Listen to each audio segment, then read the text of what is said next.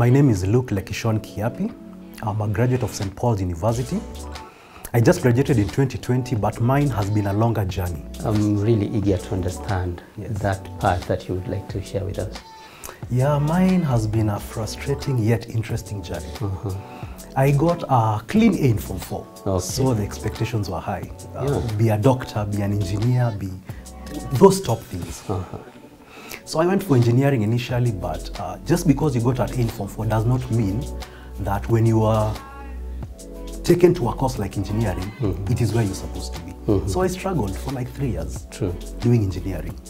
And I remember my dad was like, this is a good course, go for it. Yeah? Which engineering field? It's called mechatronics engineering. It's a new one. Many people have not heard about it. It's a blend of mechanical engineering and electronic engineering. Mechanical, electronic, so it becomes mechatronics.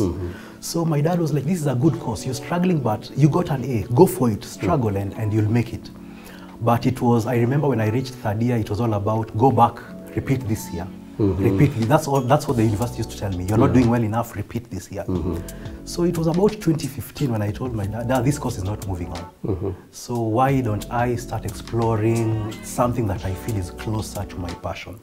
Because the engineering, I did it because there was pressure. You are an A student, go for a course that relates to your grade. Medicine, engineering, so go for engineering. But it turned out, especially zile hesabu ambazo ziko kwa engineering, they were very difficult for me. And going back to high school, I remember I was good in languages. I was good in English and Kiswahili. Those were my strengths. So when my dad, I talked to him, I told him, let me go back to basics. I'm good in English and Kiswahili. Let me pick a course that is there. He was like, fine, we have tried this engineering. It's not working. You're not going past third year. So what do you think you want to do? So I remember just having a discussion with some of my friends, and they were like, if it is English and Kiswahili, why not do communication, mass communication? And I was like, okay, fine. Let me go for it. I enrolled in St. Paul's University. That was 2018, after a long period of stress and everything. And yes, that happened to be actually the area that I'm strong in. So you actually pursued communication? I pursued communication, and I specialized in mass communication. Yeah, specifically TV. That is where my passion is. I like to be a TV personality. And so that is where I did. I remember I did my first term. I got 8 A's. We were doing semester. We were doing subjects, so I got all A's. Then the second semester, I got another all A's. So my dad was like, yeah, you are right. You are an English and Kiswahili person, you should go for this. So I did that. I graduated with a first class honors, and I got an interview one of the big media stations in Kenya. Yeah, so when I went there, that is when I saw some of the challenges of the job market. So many people are there. I even didn't get my opportunity. Yeah, I went there, I bounced, was told come back the following week, went there, bounced again. So those are some of the challenges. Was it an interview invitation, or you were just dropping It was a setup for an interview. They had not advertised for a job, but somebody had gotten me an opportunity to interview for a job there. Yes, somebody who knew there. I was supposed to meet a big personality there. Went there, but it was so busy. They are so busy. In fact, if you go there, they don't allow you to stay there for more than 10 minutes on the waiting area. They tell you, what are you doing? He's busy, come tomorrow. He's busy, come. So that is one challenge that I went through. Yeah, I got another interview in another big company in Nairobi. It was now this time it was for public relations. Remember, in campus I did mass communication, but when you do the degree I did, it's called Bachelor of Arts in Communication. You are allowed to do 2 specializations. You can do mass communication and something else. So I minored in public relations. So the second interview was in public relations. I went there. This time it was a government body. I went there, and I found that people are shying away from hiring, especially because of this COVID pandemic and everything. They keep saying we are not taking new people. We'll consider you maybe 3 months later down the road. If I can just ask, so this second attempt, was it an advertised position, or you were just purely prospecting? I was purely prospecting. It was again not an advertised.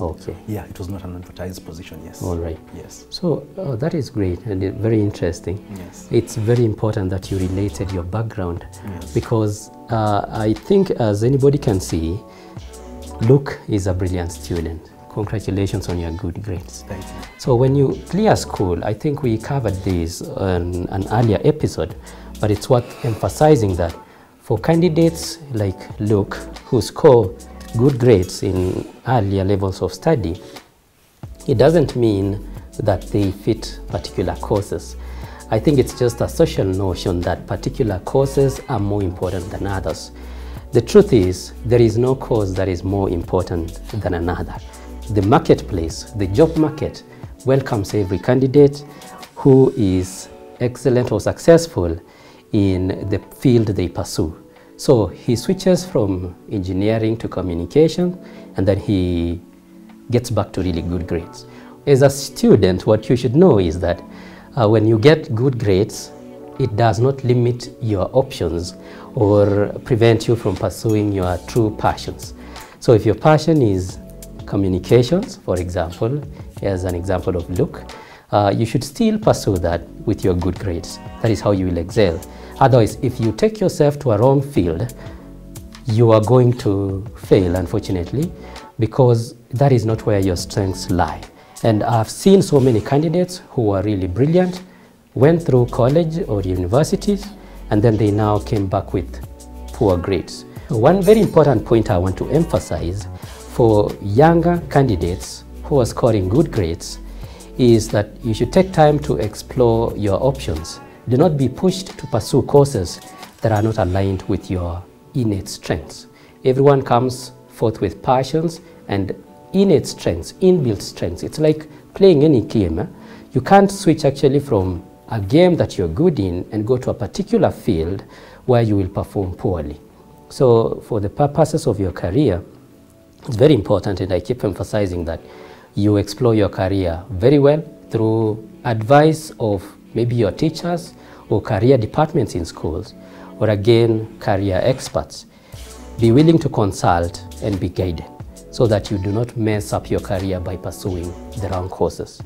The second point that Luke is bringing up and is very important is that he's begun his job hunting immediately. So you see, he fell back to the right course. He ends up really succeeding.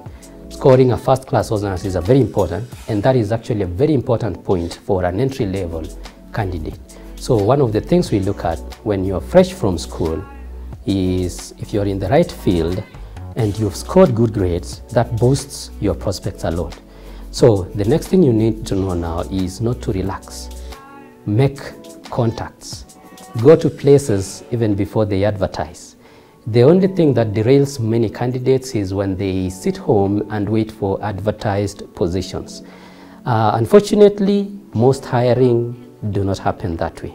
And again, when you wait for advertised positions, you're only waiting for stiffer competition. So one thing you can do is make contacts. You can even start that before you clear school. Do not wait for advertised positions, because when you do that, you're just welcoming a lot of competition. And your application may not be reviewed actually when you have so many applicants coming in. So one of the really smart strategies is to do your own research. If you're in media like Luke, research on the various media houses that could potentially take you on board. Prospect like he does, even for unadvertised positions. That is how you improve your chances of getting consideration. And appointments like he made, even though not all appointments will go through, you need to understand that that is the nature of job hunting. As a job seeker, what you are basically doing is you are a marketer marketing yourself.